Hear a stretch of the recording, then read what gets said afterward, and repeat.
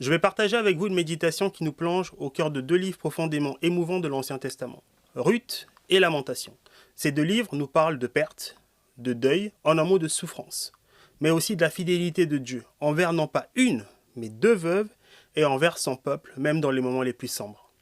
Le prophète Jérémie décrit la ville de Jérusalem comme une veuve, une ville autrefois remplie de gloire et maintenant dévastée.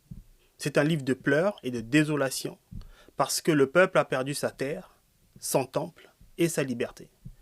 Les lamentations décrivent la profondeur de la souffrance vécue par le peuple de Dieu.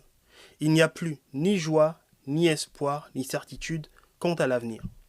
Cela nous rappelle à quel point la souffrance peut être accablante.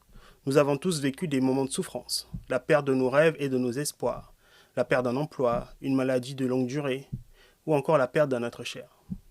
Ces épreuves peuvent ressembler à un abandon, et nous pouvons nous demander à juste titre parfois, où est Dieu dans de tels moments? Alors imaginez un agriculteur qui se tient dans un champ dévasté après un incendie. La terre est brûlée, la récolte est perdue, des semaines de travail perdues, et la douleur est palpable. C'est comme ça que Jérémie voit Jérusalem. Pourtant, au cœur de cet incendie, au cœur de ce désespoir, il y a pourtant une lueur d'espérance. Je vous ai parlé de Jérusalem que Jérémie décrit comme une veuve. Eh bien, dans le livre de Ruth, ce sont Naomi et Ruth qui sont bel et bien veuves. Naomi perd un mari et des fils, quand Ruth, elle, perd son époux. Dans Ruth 1, Naomi revient de Moab à Bethléem avec sa belle-fille Ruth, et toutes les deux sont dans une situation de désespoir et de grande vulnérabilité. Naomi appelle même sa propre vie amertume. Cependant, à travers les choix de Ruth et l'obéissance de celle-ci à la volonté de Dieu, un fil d'espoir commence à se tisser peu à peu.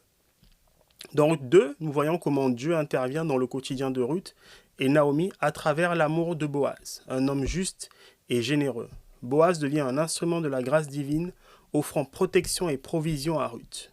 À travers cette histoire, Dieu montre comment il peut redresser ce qui est brisé, apporter une nouvelle chance là où il n'y en avait plus. La fidélité de Dieu ne signifie pas l'absence de souffrance, mais plutôt qu'il ne nous abandonne jamais dans notre douleur.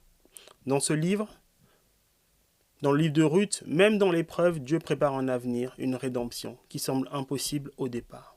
De même dans Lamentation, même si Dieu semble distant, dans le deuil, sa fidélité perdure. Dieu ne nous abandonne pas dans la souffrance. Il en fait le terreau pour une rédemption future.